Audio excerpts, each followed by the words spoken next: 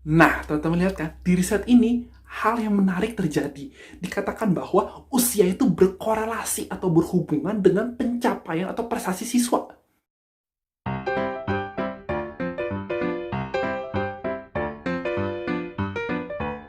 Halo semuanya, balik lagi dengan aku Falosa.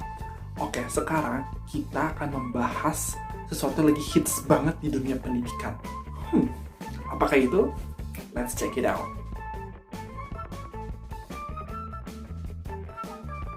Nah, teman-teman lihat kan, di berita itu, dan aku yakin juga teman-teman sudah membaca dari berbagai macam sumber. Kalau sekarang, di DKI, penerimaan atau seleksi siswa baru itu dilakukan berdasarkan usia. Kebayang gak sih? Usia menjadi acuan seorang calon siswa untuk dapat diterima di sekolah. Bener.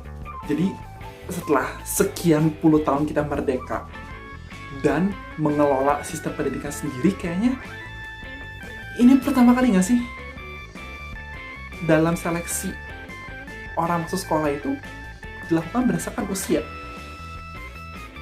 Oke, sebentar dulu.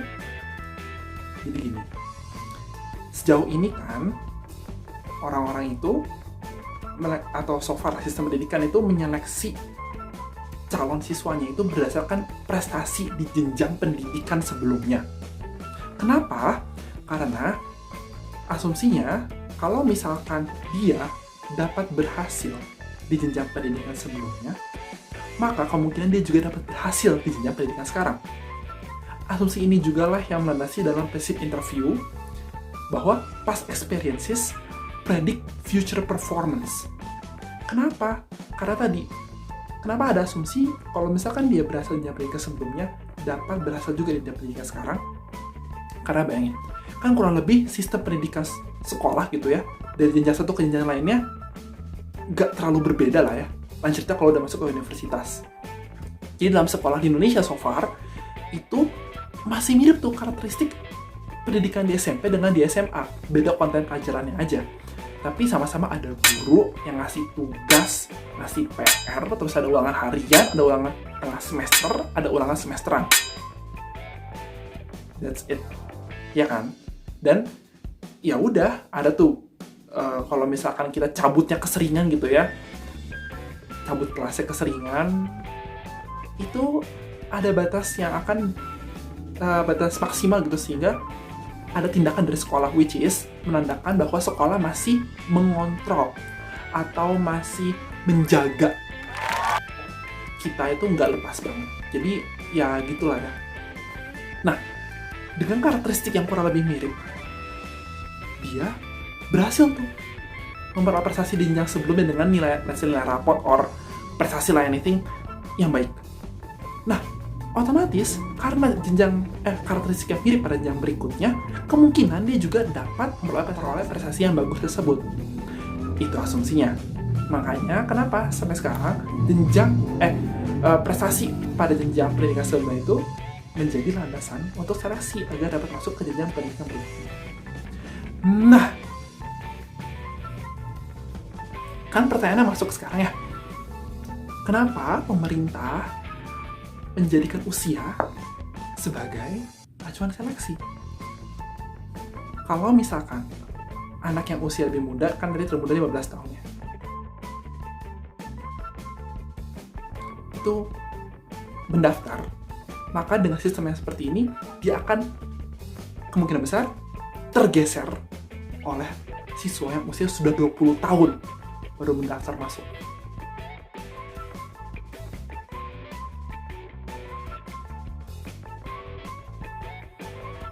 Gini, kalau misalkan anak yang usia masih 15 tahun, dia sudah masuk gitu, kan namanya, let's say, anak yang usia lebih muda lah, dia sudah masuk atau seleksi untuk masuk ke jenjang pendidikan berikutnya, menandakan bahwa dengan usia muda, dia berhasil untuk menyesuaikan dirinya di lingkungan sekolah hingga sampai jenjang SMP.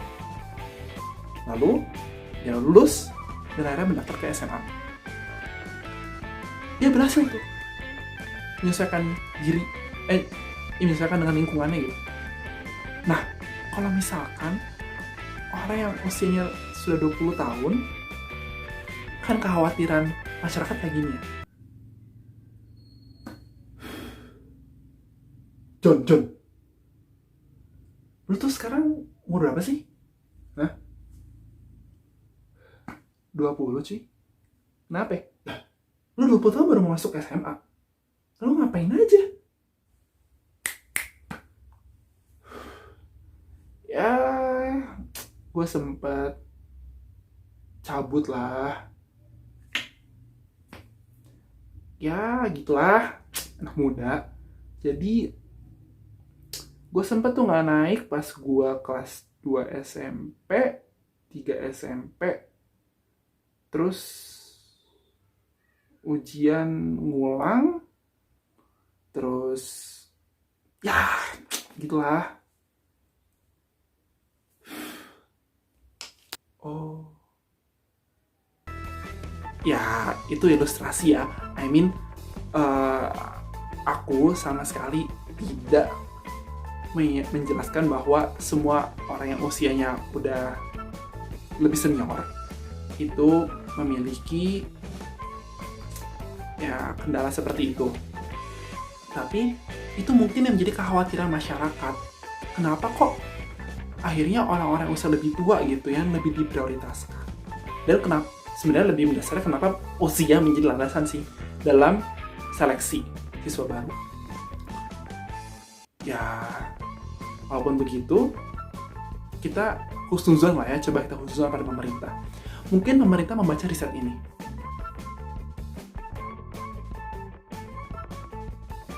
Nah, teman-teman lihat kan, di riset ini hal yang menarik terjadi.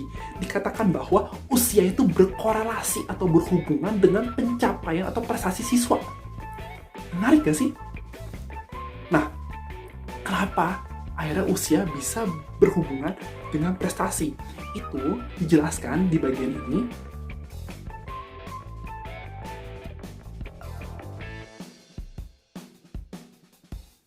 Kalau orang yang memiliki usia lebih di jenjang sekolah, itu kemungkinan lebih dewasa.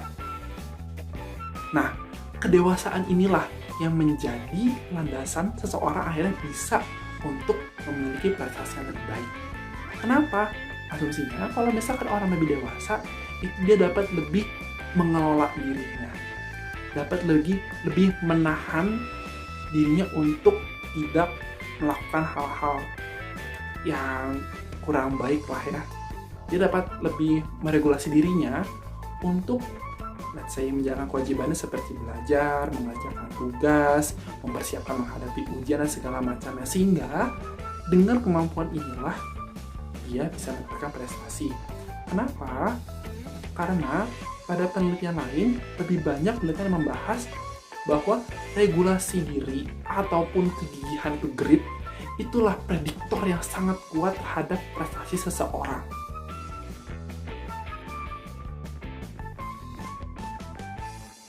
Atau pencapaian prestasi seseorang.